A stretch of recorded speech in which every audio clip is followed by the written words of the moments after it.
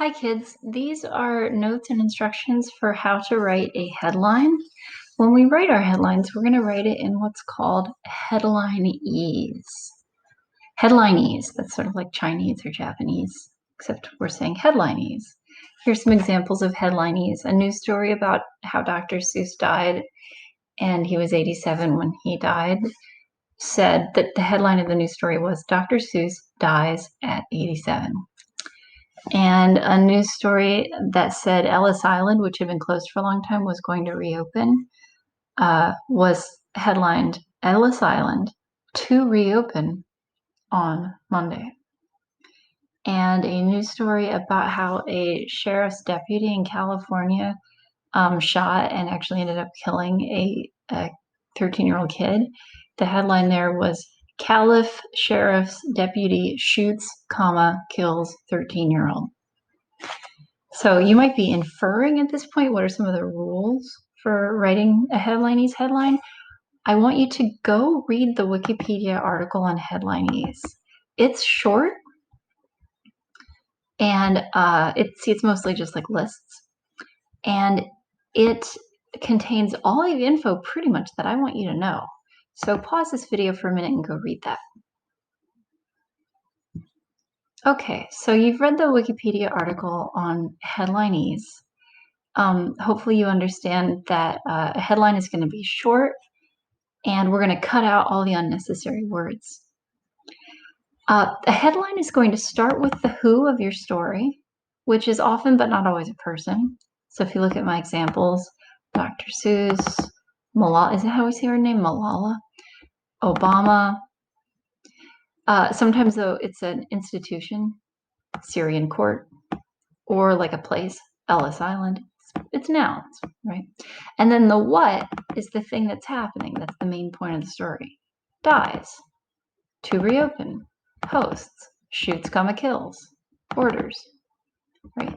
So you start with the who, and then you say the what, and then you add as few extra words as possible, as few extra words as possible.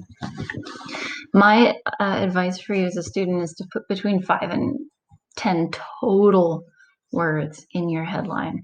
I could maybe imagine a 4-word headline. So here's a 4-word headline: Malala inspires school curriculum.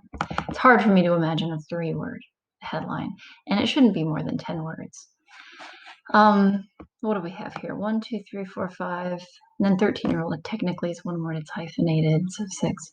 1, 2, 3, 4, 5, 6 words. 1, 2, 3, 4, 5, 6, 7, 8 words. Yeah, 10 would even be kind of pushing it, right? So things you're going to leave out of a headlineese headline. You're going to leave out articles. Articles are a, an, and the. So in this news story about student cuts finger on locker, if we were going to write it in an actual sentence, it would be like a student cuts her finger on a locker, or a finger on a locker. But we're cutting all those out. Sometimes I tell students a good headlineese headline sounds like caveman talk. We're going to cut out possessive pronouns. Remember that pronouns take the places of nouns, and possessive pronouns are the ones that say that something is belonging to someone. So my, your, his, her, their, our. So we wouldn't say a student cuts her finger. We're going to cut out forms of the verb to be. So basically is and are.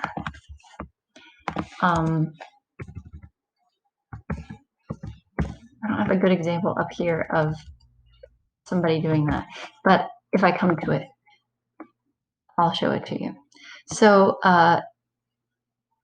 is, are, and am, and yeah, were, right? And then forms of the verb to do and does, did, right? You're only going to put the name of the who. So here the who is in yellow. You're only going to put the name of the who if it's a name all your readers would recognize. So for most of the news stories you'll be writing, the answer to that question, would my readers recognize this name, is no, right? Because almost none of you are writing a news story about someone that every single member of your audience would know. Look up at these examples from national newspapers and national news outlets. They assume that everybody knows Dr. Seuss. So instead of saying author dies at 87, it says Dr. Seuss dies. They assume everybody knows Malala. They assume everybody knows Ellis Island. So they say Ellis Island instead of historic site. They assume everybody knows Obama. So they say Obama instead of president. Here, they don't assume that everybody would know this one particular sheriff's deputy in California, because people wouldn't. So instead of saying, Deputy Smith, they say Caliph Sheriff's Deputy. And we don't assume that everybody knows the particular student who cut her finger. So we don't say her last name. We just say student. Almost all of you will begin your news story, if your news story is about a person, with either woman or man or student or teen, or if it's an institution like school or town. In headlines, we write in the present tense. So even though we're writing about something that happened, almost always, we're writing about something that already happened, we write it in the present tense. So if there was a news story about teachers going on strike because they wanted more money, and the strike happened yesterday, and the news story came out today, it's not going to say teachers demanded a pay raise. It's teachers demand pay raise. If you look up at these news stories, Dr. Seuss isn't dying the day this news story came out, right? He died a few days ago, but a few days before the news story came out. As of this writing, it's been a couple years. But it doesn't say Dr. Seuss died. It said Dr. Seuss dies. That's present tense.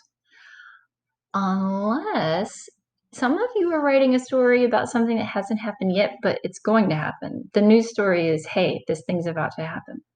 Then you're going to use the infinitive form of the verb, which is basically the word to plus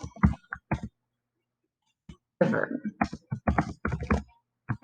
So, teacher to leave position. That would be the headline of a story about, like, let's say we had just learned that a science teacher was going to be leaving their job. The news story would say teacher to leave. That is Headlinese for there is a teacher who is going to leave. We only capitalize the first word and proper nouns. Proper nouns. Proper nouns. Hopefully at this point, after all this narrating that you've done, you know that proper nouns are actual names of people, places, and things. Now, I'm going to tell you here on the East Coast, we use the New York Times for a lot of examples because it's a major international newspaper and it's like right next door to us. The New York Times kind of has their own rules and they do their own thing when it comes to formatting. They capitalize news articles like the way you would capitalize a book title, like capitalizing the first and the last word and all the important words. All the other news outlets pretty much don't do that. So if you see the New York Times capitalizing everything, you can ignore that. We're going to do it the way the rest of the news outlets do, which is just capitalizing the first word and proper nouns. You can and should use abbreviations. Abbreviations. Anything you can abbreviate where it would still make sense, it's a good idea to do it. So instead of California Sheriff's Deputy, it says Caliph Sheriff's Deputy. Write even low numbers as digits. Technically, when we're writing essays and stuff, that we're supposed to spell out numbers below, I think 10, it might be 12. A lot of times I have to go look that up. But when we're writing Headlinese, even numbers like 1 or 2, we'll write as digits. And here's an interesting thing. Instead of the word and, we use a comma. So let's say students went on strike and part of their strike was they wanted less homework and more recess. The headline describing that strike would say students demand less homework, comma, more recess, right? The comma takes the place of the word and. Up here, California Sheriff's Deputy shoots, comma, kills. really what happened is he shot and killed the 13-year-old, right? Um, Calif sheriff's deputy shoots, comma, kills means a California sheriff's deputy shot and killed. When you see news on the internet, headlines are sometimes, possibly even often, depending on what kind of news it is, written in normal English. And if you read the Wikipedia entry for Headlinese, you understand why this is. Headlinese was created in order to save space, right? When you're printing newspapers, you don't have a ton of space and you want to cram in as much news as you can, right? Every additional piece of paper that you use for your newspaper costs money. So you make your headlines as short as possible to cram in as much news as possible. On the internet, we have no need to do that because the space is unlimited. But news writers on the internet will still often use Headlinese. When you see them getting away from Headlinese, it's often because it's a feature news story. Feature news. Now, if you think about it for a sec, that might make sense to you because a Headlinese news story lets you get the headline quickly. A feature news story isn't a time when you necessarily want to get the headline quickly because when are we reading feature news? We're reading feature news when we have like some time to chillax and read the news. And feature news is written like a story, right? It's written in a way that draws us in. A feature news writer assumes the reader is going to read all the way to the end. So they write a long, luxurious headline, and then they take their time getting to the point, they build it up, they make it fun to read. A hard news story is designed to allow the reader to be able to get in and out of the story as quickly as possible. And ideally, a hard news story is written in such a way that the reader can read just the first paragraph and they would still know the basic facts of what happened. So a hard news headline is much more likely to be in Headlinese on the internet, a short, quick headline. Here are some headlines I pulled from the New York Times Online on the day that I first put this in, which you can tell from the coronavirus numbers is a couple of weeks ago, right? Notice that this one is Headlinese. CDC confirms first possible community transmission of coronavirus in U.S. So this is the short version of a complete sentence which would say the Centers for Disease Control have confirmed the first possible community transmission of the coronavirus in the United States. We know it's Headlinese because it's got abbreviations, CDC. It leaves out the word the, right? It begins with the who and the what. CDC confirms. And it's in the present tense. Here's another headline that's in Headlinese. It's got abbreviations. It doesn't have the. It doesn't have the. It begins with the who and the what. It's in the present tense. It avoids forms of the verb to be. Here's a headline that is not in Headlinese. This is a headline for a feature news story. How coronavirus is already being viewed through a partisan lens. So notice that they're using the word is, which is a form of the verb to be. If this were a hard news story, it would be coronavirus viewed through partisan lens. Much more caveman sounding. This is a feature news story as well. You can tell because it has the and a. It's a long, luxurious headline. This is not Headlinese either. This is a rare example of a hard news headline not in Headlinese. If you just go over to Google News, here I searched COVID, and then I just looked at my Google News results. I'll see lots of examples of the things that I was just telling you. So here, updated MDH model shows more scenarios, comma, higher potential COVID-19 death toll. So here we have a comma taking the place of the word and. We have the letters MDH taking the place of Minnesota Department of Health. Now, I don't know MDH, and you probably don't either, but I can see from the URL that this is a local news channel, so the audience for this news outlet would be people in Minnesota.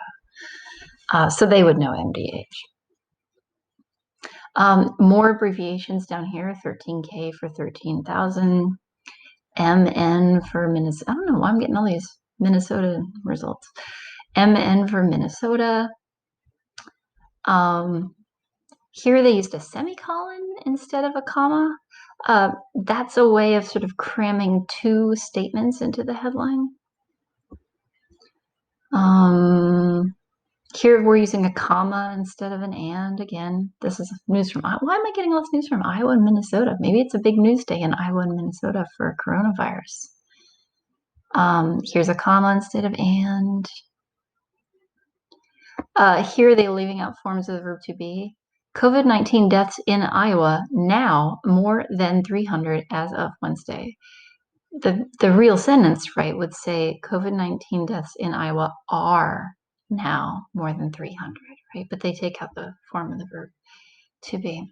And if you keep scrolling, you're going to see like lots of numbers written as digits, lots of commas taking the place of the word and, the word the and a and being left out, abbreviations being used. Notice how almost all of these we're only capitalizing the first word in proper nouns, but here's a New York Times story. They're capitalizing everything. Remember, I said they're the main exception.